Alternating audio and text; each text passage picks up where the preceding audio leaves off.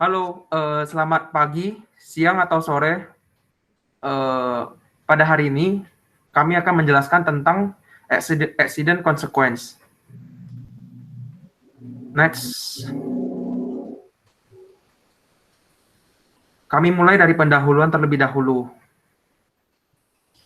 Yang pertama, tujuannya yang pertama itu adalah membantu mengevaluasi, dirancang untuk membantu mengevaluasi keseluruhan proses kimia di industri. Yang kedua adalah mempelajari resiko. Nah, resiko yang dapat terjadi meliputi ketidakpastian, kerusakan, bahaya, dan safeguard, peristiwa, kemungkinan, dan konsekuensi yang dapat diatasi secara bertahap, dengan menganalisa, menilai, dan mengelola. Dalam menganalisa accident consequences, terdapat 3 langkah utama yang perlu dilakukan. Yang pertama, define the potential accident scenarios. Terjadinya kecelakaan biasanya diakibatkan sebuah peristiwa seperti kebocoran bahan ke proses, di mana bahan tersebut bisa saja berbahaya seperti beracun. Yang kedua, evaluate the event consequences. Peristiwa penyebabnya suatu kejadian akan dievaluasi lebih dalam mengenai penjelasan yang berkaitan dengan penyebab kebocoran, seperti laju hari keluaran, jumlah bahan yang keluar, atau berapa lama keluarnya, dan kondisi saat keluar, bisa jadi pada cairan atau uap. Yang ketiga, estimated the event impacts. Terjadinya suatu peristiwa akan memberikan dampak yang berbeda-beda, tergantung dari jenis peristiwa yang terjadi. Mungkin saja terjadi dispersi, sehingga perlu dilakukan penjelasan rinci yang berisi cara bahan terbawa oleh angin, dan pengaruhnya terhadap peningkatan konsentrasi. Next.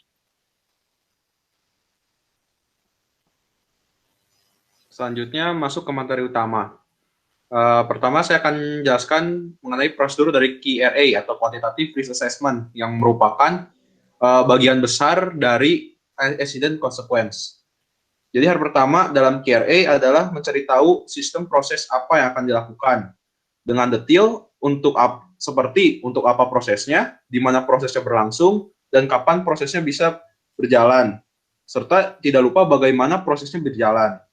Setelah tahu prosesnya, bahaya-bahaya yang mungkin terjadi selama proses dicari, baik itu bahan bakunya, produknya, limbahnya, ataupun kondisi operasinya.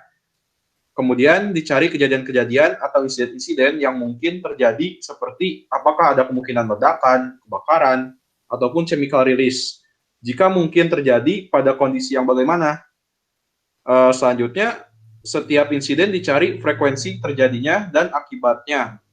Bahkan seberapa besar dampak atau pengaruh dari insiden yang kemungkinan dapat terjadi tersebut. Setelah itu dievaluasi setiap insiden-insiden yang mungkin terjadi berdasarkan frekuensi dan dampaknya. Setelah itu diambil keputusan apakah sistem proses tersebut dapat diterima atau tidak. Jika dapat diterima, maka sistem proses dapat dibuat atau dijalankan. Jika tidak, maka harus dimodifikasi kembali prosesnya dan diulang kembali prosedur QRA sampai akhirnya sistem proses tersebut dapat diterima. Next.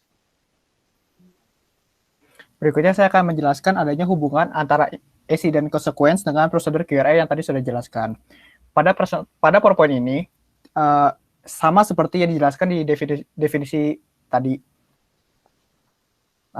Ketika tahap tersebut mempunyai hubungan dengan QRA karena accident consequence merupakan bagian dari CP-QRA menurut CPS pada tahun 1990. Di mana yang menjadi perbedaannya pada QRA melakukan estimasi terhadap frekuensi terhadap potensi terjadi bencana lain sebelum melakukan estimasi dampak. Next. Selanjutnya akan dibahas mengenai aspek-aspek yang diperlukan untuk menyusun accident consequence. Yang pertama itu yaitu selection of release incident. Dilanjutkan selection of source model, lalu dilanjutkan lagi selection of dispersion model. Lalu ditentukan apakah bahan tersebut flammable dan atau beracun. Apabila bahan tersebut flammable, maka dilanjutkan ke pembahasan aspek selection of fire and explosion model. Selanjutnya baru dianalisis selection of effect modelnya. Setelah itu ditentukan mitigation factor dan juga dilanjutkan consequence model. Untuk penjelasan lebih detail akan dibagi beberapa bagian. Next. Bagian yang pertama yaitu membahas mengenai selection of release incident. Aspek ini yaitu penentuan penyebab terjadinya insiden, khususnya terlepasnya senyawa kimia ke lingkungan. Dilanjutkan ke pembahasan selection of source model, di mana bahan kimia yang terlepas ke lingkungan akan ditentukan berapa banyak bahan kimia tersebut yang terlepas ke lingkungan secara kuantitatif melalui persamaan matematika. Setelah ditentukan penentuan jumlah bahan kimia, maka dilanjutkan ke selection of dispersion model. Selection dispersion model ini yaitu aspek penentuan penyebaran bahan kimia, khususnya bahan kimia yang mudah menguap secara kuantitatif. Next. Berikutnya, saya akan menjelaskan bagian berikutnya. Kita menentukan dulu bahan kimia yang terlepas, flammable, atau beracun. Kemudian, selection of fire and explosion model itu adalah aspek penentuan api dan atau ledakan dari bahan kimia yang terlepas secara kuantitatif. Kemudian, selection of effect model adalah aspek penentuan toksikologi atau tingkat keracunan dari bahan kimia yang terlepas, baik terhirup, tertelan, dan bersentuhan dengan kulit atau mata. Next. Berikutnya adalah mitigation factor, di mana ini adalah aspek yang membahas faktor-faktor yang meringankan kecelakaan. Contohnya adalah melarikan diri, respon keadaan darurat, tempat perlindungan dari bahaya, dan masih banyak lagi. Berikutnya adalah consequence model. Ini adalah hasil akhir dari analisa accident consequences. Consequences model akan memberikan gambaran keseluruhan dari segala aspek yang sudah dianalisis. Next.